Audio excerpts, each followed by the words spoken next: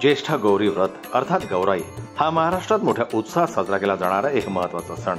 या व्रतात देवी गौरीची पूजा केली जाते।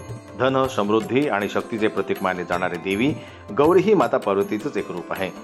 बुधवारी 27 ऑगस्टला गणपती बाप्पाचं घरोघरी आगमन झाल्यानंतर रविवारी 31 ऑगस्टला अनेक घरांमध्ये ज्येष्ठ गौरीचं आवाहन करण्यात आलं।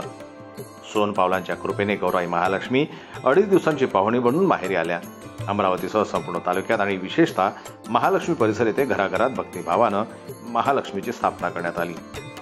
विशेषतः विचोरी गावात गौराई महालक्ष्मीच्या आगमनानं भक्तिभावाचं वातावरण निर्माण झालं। महालक्ष्मीच्या पूजनात महिला वर्गाचा विशेष सहभाग असतो।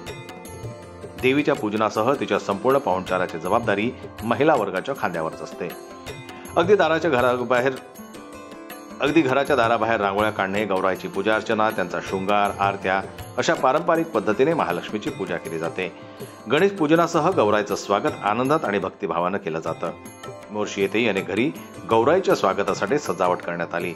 महालक्ष्मीच्या आगमनानं न्हाऊन निघालेल्या प्रत्येक घरात महाप्रसादाचं आयोजन एक वेगळा अनुभव होता। अनेकांनी देवीच्या या प्रसादाचा लाभ घेतला। स्त्री शक्तीचे प्रतीक असलेला हा सण गौराईच्या विसर्जनानं पूर्णत्वास येतो।